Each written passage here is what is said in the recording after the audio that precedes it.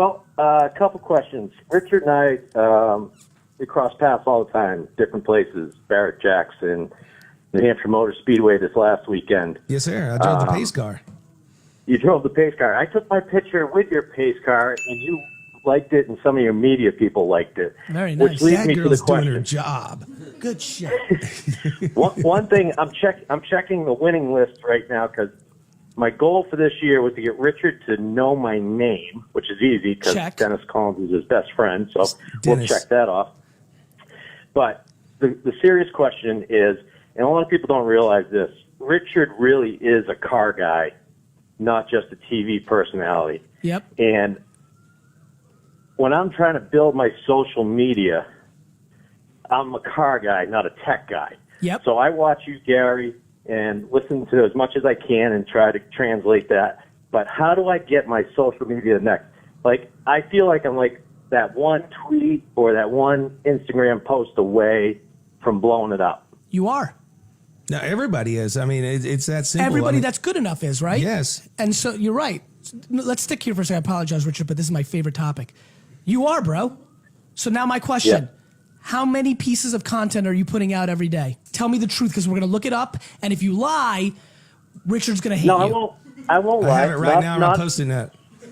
Not enough. No, to be not honest with enough's you. not an answer, bro. I want a number. 5, 6. Right. And how many of them are just written words on a tweet? Like how many real pieces of content, not a couple of words on a tweet?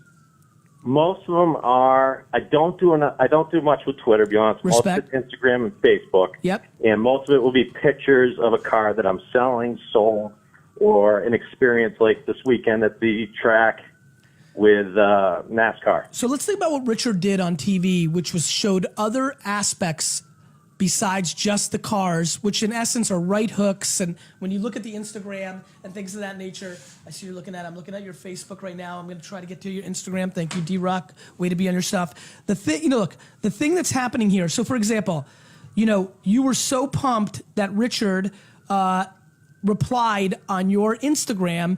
And he said, and he wrote, by the way, this is very exciting for me. He goes, "Love GaryVee" is what he replied, or his team, by the way, respect. That was your post. So when I'm looking at, look, the post I like is the post of your dog, right? Right, with Gus. Yeah. That's an important post to me. The post of you with, oh my God, are you a Patriots fan, bro? Yes, Gary. Is that for Okay. real? Yes, Is that he's wearing a going down? Boston Red Sox hat, which Do I we like hang up actually. now or No, not? we don't hang up. We Okay. hang on. So here's what I would say, man. Couple things when I'm looking at it right now. One, show a couple of different things. Don't make your content. I know that you're an automotive consultant. Don't make it just about the cars. And I think you're trying. The Gus post, the Richard, getting Richard's attention. I like that. I do see a little bit of boat here, there, but a little bit more of some other stuff, like literally the burger you're eating, the hot dog you're eating. The best hot dog in America comes from this New Hampshire stand. Show a couple of other angles, because you're right. You're always one post away from changing the narrative. It's usually not a post that is around your specific niche that everybody else. You know how many pictures of cars are on Instagram posted since you and I and Richard started talking just now? Yeah, freaking thousands. Right, so that's number one. Number two, you have to business develop. It's not just about posting. Yeah. You have to DM people. You have to ask them, if you were to DM Richard and it was about like, hey, look at my stuff or follow me or share some of my content, his team is not going to reply. If your answer was, what can we do for you? And his team happens to see it, and they see that you're going to be in New Hampshire too, and maybe that week 2 of the team members got sick from a cold, and they're like, fuck, that person said, what can you do for us? Actually, looking at your stuff, you take some good photos. Can we use you? Hey, can you help us out? We actually are missing a team member or two. Can you take an extra 15 photos for us in New Hampshire when you're going to be there this week?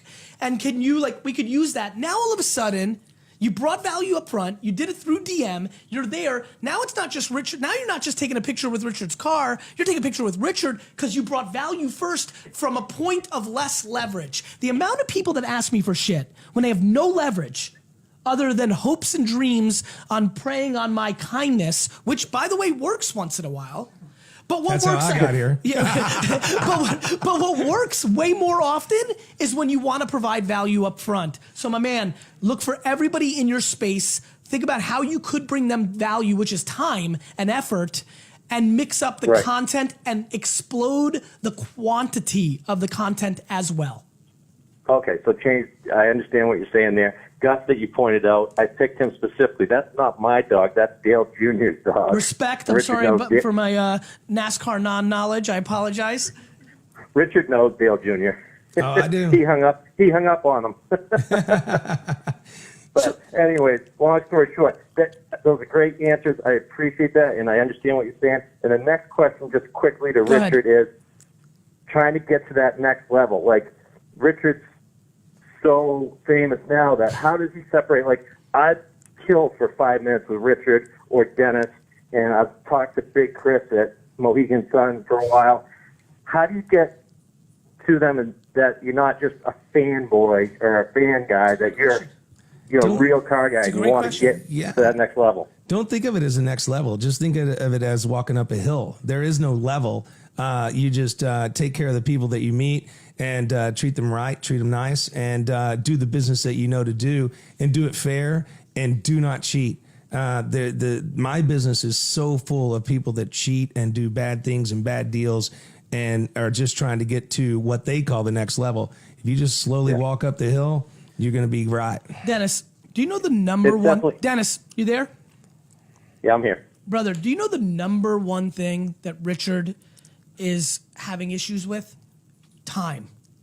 The number one thing, the number one pain point for Richard in his life is time, right? Yes. And so what you're asking for from him is time. People asking me for 5 minutes is way scarier to me than people asking me for $5,000. Yes. Right? And so a lot of people don't understand that. And so I'm going to say what I said earlier, which is you asked Richard a question that was completely in the face of me giving you the answer, which is figure out how to bring value. And listen, by the way, if you took a bunch of his photos and mini videos from the internet, gathered them, edited them, and made an awesome 1-minute video and sent it to the team, that's value. But you may not be able to do that. Maybe, you're a car guy, to your point. By the way, I can't do that. But you need to figure out what you can do that brings somebody value. And then I got a real curveball for you. This is the big curveball. You need to figure out what brings Richard value. You need to go and do it. You need to go give it to them. And here's the big one. You can't expect anything to happen. The amount of good things that I do for people, back in the day when I thought it was strategic, now when I'm on the other side of the leverage point just because, and have zero expectation. And I will tell you that I'm disappointed by the way the world gets disappointed 7 out of 10 times. But it doesn't matter. And so that's what you need to do to get to anybody that looks anything remotely to our friend Richard here. Right. Just keep putting in the work. No. Keep putting in the work that actually brings value to the person that you're looking to bring value to, and not ask them for the thing that they most can't give you. Gotcha. Got it? All right, guys. I got it. Thank you, brother.